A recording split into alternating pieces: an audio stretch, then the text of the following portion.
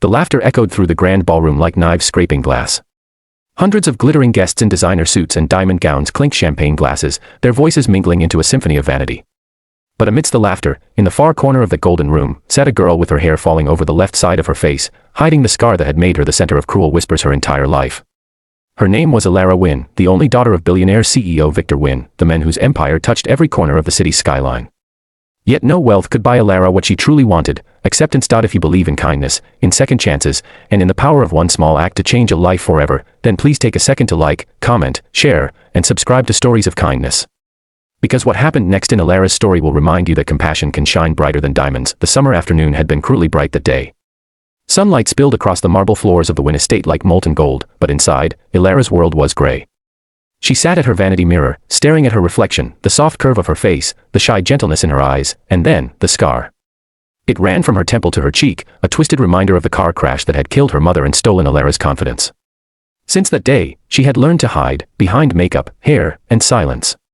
Her father, though loving, drowned his guilt in work, building companies and buying properties, while Elara built walls around her heart. That evening was her father's 55th birthday celebration, an event that drew the city's richest and most ruthless elite.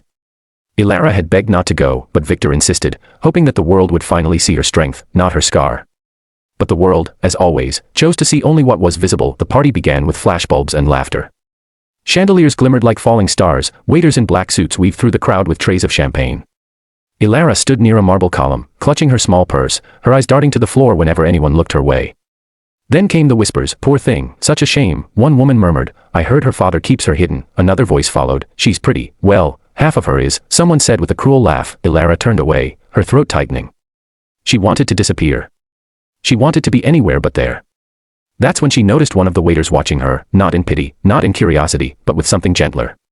His name tag read Liam Rowe. Liam was 32, a single father who had taken the catering job to pay for his 7-year-old daughter's school fees.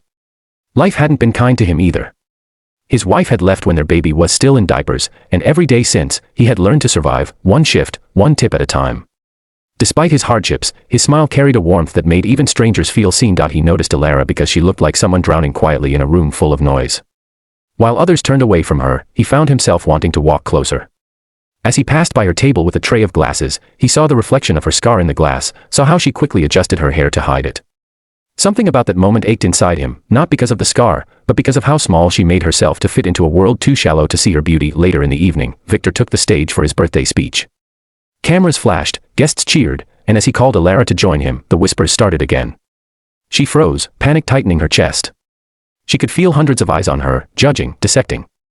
Then, just as her knees threatened to give out, Liam stepped closer from behind the buffet table. His voice was soft but steady. "You can do this," he whispered just loud enough for her to hear. She turned, startled, and their eyes met. For the first time that evening, someone wasn't looking at her scar, he was looking at her, summoning strength from that small spark of kindness. Elara stepped onto the stage. Her voice trembled as she wished her father a happy birthday. She saw smiles in the crowd, fake, pitying smiles, and her throat tightened again. Then a guest shouted mockingly, "Smile for the cameras, sweetheart. Show us your good side." The room erupted with laughter. The sound shattered her. Tears burned in her eyes. She turned, ready to run off the stage, but before she could, Liam, the waiter, appeared. He set his tray down, walked right up in front of everyone, and held out his hand. The room fell silent. The music stopped. Every pair of eyes turned to him. He didn't say a word. He just looked at her, steady, kind, unafraid, and whispered, "There's no bad side. Not with you." Gasps rippled through the guests. Some frowned, some whispered, and a few even laughed in disbelief. But Elara, she took his hand. For the first time in years, she smiled, not because she felt beautiful, but because someone finally saw her for who she was. Victor stood frozen, watching the scene unfold. The powerful CEO, feared by investors and envied by rivals, suddenly felt his throat tighten with emotion. He saw something in Liam that he himself had failed to give his daughter: courage to face the world as she was. The next few days became a storm. Social media exploded with photos from the event. Scarred heiress and the waiter became a trending topic. Some mocked, others praised the moment as beautiful and bold. For Elara, it was both terrifying and freeing. She received thousands of messages, some cruel, some kind, but among them was one simple note slipped under her door at the Wynn estate. It read, "The world doesn't need to change for you to shine. You just have to stop hiding your light. Liam." That message changed everything. Elara began volunteering at a children's hospital, sharing stories with burn survivors, helping them paint and laugh again. Cameras followed her now, but she no longer cared.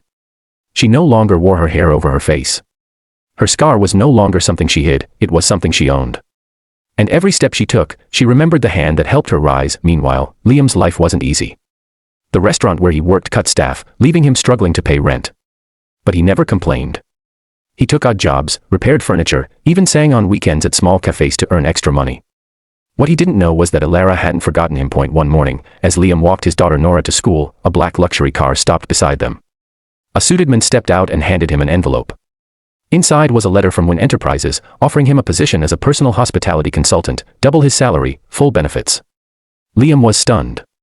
When he arrived at the office, Elara was there waiting, her smile soft and full of light. "You helped me find my courage," she said. "Let me return the favor." They began working together, their friendship deepening quietly. Liam taught her how to see life beyond boardrooms and luxury, how to laugh at simple things, how to make pancakes badly but joyfully.